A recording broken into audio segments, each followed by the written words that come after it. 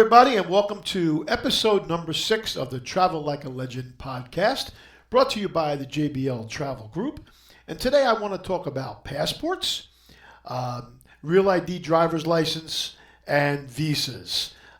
So if this is your first time traveling internationally, I know you're probably really excited about planning that bucket list trip or that family vacation.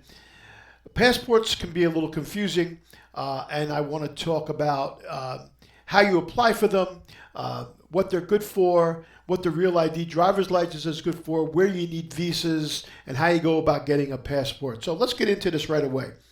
First of all, where do you apply for a passport? So if you're applying for a passport for the first time, you're going to need to submit an application, which is going to require some photos and then, of course, a fee.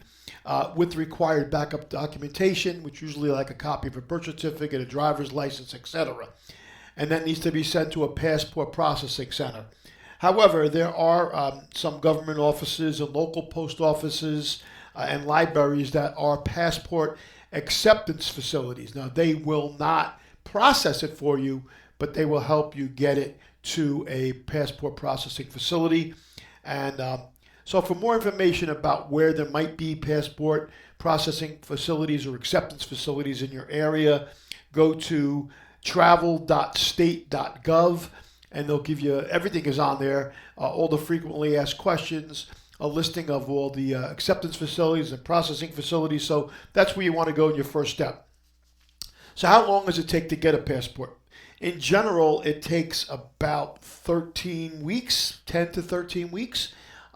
Lately, they've been running a little behind, so I've heard people tell me it's been 17, 18 weeks to get it. So if you want to, you can also apply for an expedited passport, which will get it to you usually within 7 to 9 weeks or 6 to 8 weeks, somewhere in that area. There's an additional fee for that, but if you're planning a trip and you want to get it quicker, that's actually a great thing to do. So a couple of things. There's two different kinds of passports. There's a passport book and there's a passport card.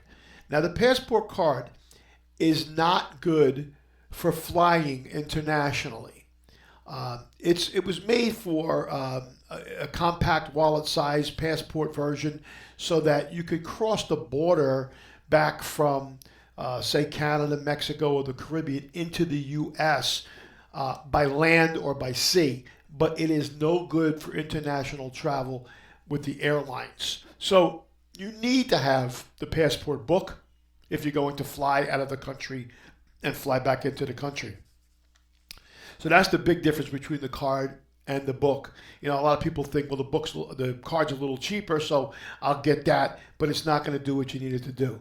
Okay, so who needs a passport? Everybody that's traveling internationally needs a passport, no matter how young they are.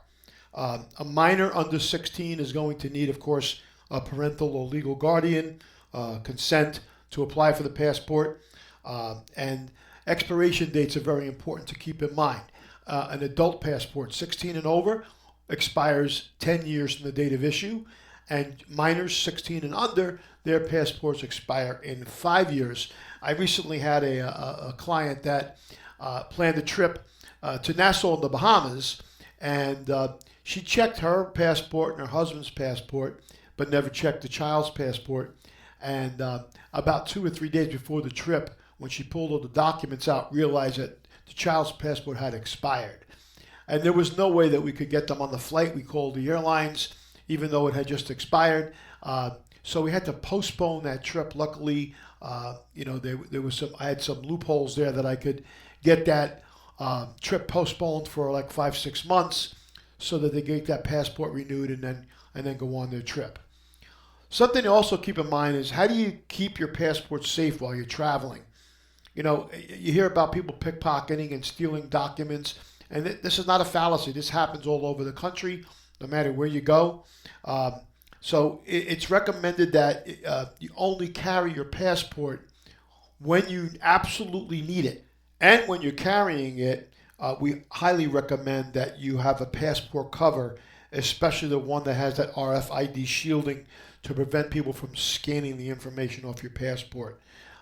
If you're going to have it on you, have it in a zippered pocket in your jacket, or if you're carrying a backpack or a side bag, make sure that it's way down on the bottom so it's not easy to get to protect it.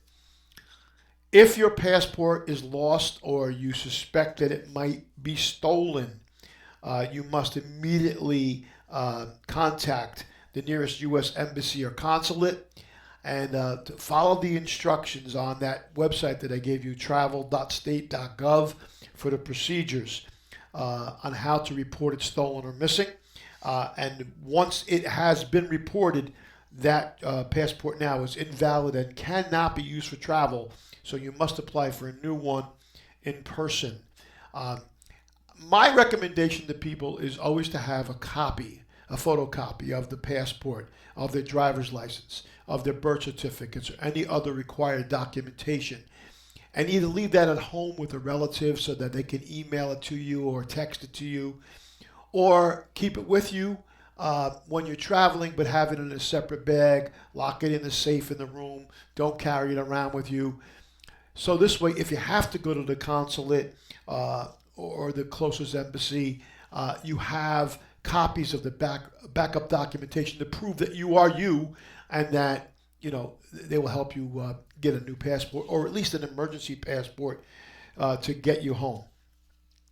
Now, there's a lot of myths around passports and the Real ID driver's license.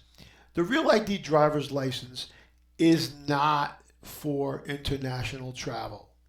I had a client that told me that he could use his Real ID driver's license because when they scan the barcode on the back of the license, that all of his passport information pops up. I don't know where he got that idea from, but that is absolutely not true at all. The Real ID driver's license is just for travel within the continental United States. Now, a lot of states haven't complied with the Real ID driver's license yet, and it's supposed to finally go into effect in October of 25.